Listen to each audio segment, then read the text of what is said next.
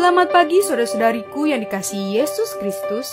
Kita bertemu lagi dalam tema agungnya, agama yang bersinar, dibawakan oleh Pendeta Adrison Ginting. Shalom saudaraku, selamat pagi. Renungan kita hari ini Jumat 14 April 2023 dengan judul Demi Keuntungan Saya. Ayatnya di dalam Mazmur 51 ayat 10. Biarlah aku mendengar kegirangan dan sukacita, biarlah tulang yang kuremukkan bersorak-sorak kembali.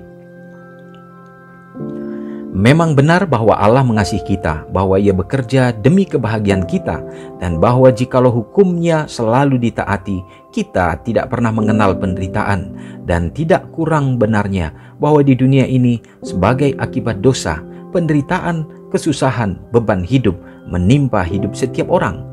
Dunia ini bukanlah lapangan pegawai tetapi suatu medan pertempuran. Semua dipanggil untuk menanggung kesukaran sebagai serdadu yang baik. Duka cita kita tidak muncul dari tanah. Allah tidak dengan rela hati menindas dan merisaukan anak-anak manusia. Apabila Ia mengizinkan pencobaan dan kesusahan, itu adalah untuk kebaikan kita, supaya kita beroleh bagian dalam kekudusan-Nya. Jika diterima dengan iman, pencobaan yang tampaknya sangat pahit dan berat ditanggung akan terbukti menjadi suatu berkat. Pukulan kejam yang merusak sukacita dunia akan menjadi alat untuk memalingkan mata kita ke surga. Berapa banyak orang yang tidak pernah akan mengenal Yesus sekiranya kesusahan tidak membuat mereka mencari penghiburan dari Dia. Cara yang benar menghadapi kesukaran bukan dengan berusaha melarikan diri daripadanya, tetapi dengan mengubahnya. Yang menyakitkan itu haruslah sifat yang lebih rendah, yang menyeberangi sebagaimana adanya keinginan-keinginan dan kecenderungan-kecenderungan alami.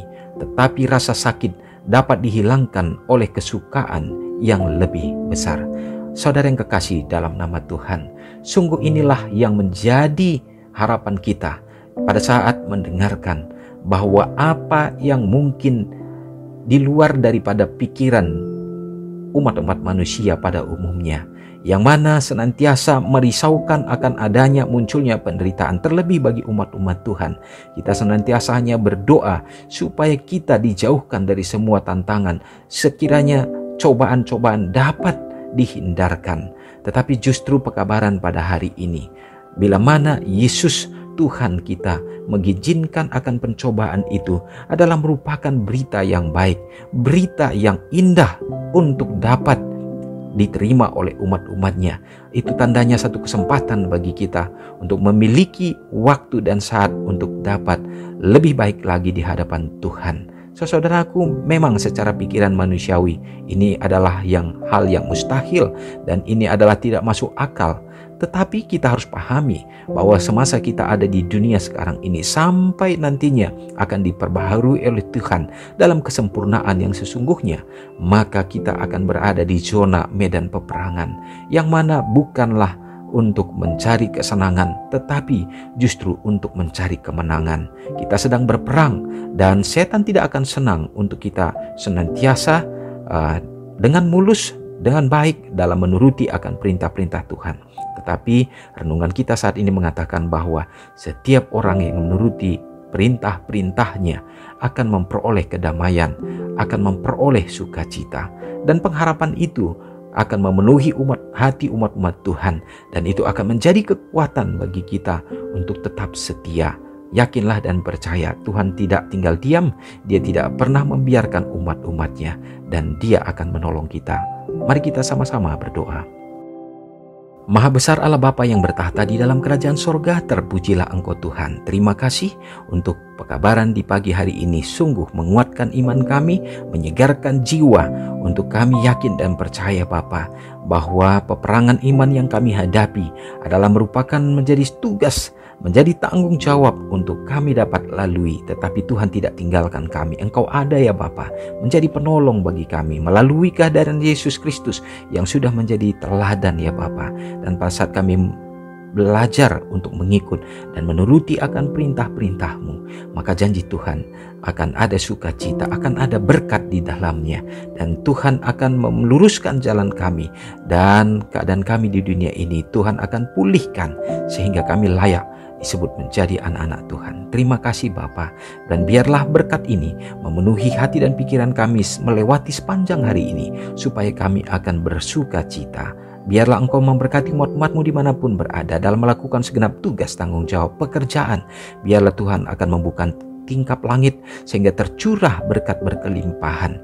Ada kecukupan, bahkan sukacita ini dapat dinyatakan kepada setiap orang dimanapun umat-Mu berada. Memberkati akan saudara kami ya Bapa, dalam kehidupan mereka, dalam masa-masa kesulitan, dalam zona-zona baik bencana alam. Biarlah Tuhan akan menjadi penolong bagi mereka, anak-anak yatim, para janda-janda yang memerlukan. Tuhan, kasih-Mu menjadi bagian mereka dan menjadi penolong. Ya Tuhan, kami berdoa pada kesempatan ini bagi bangsa dan negara kami.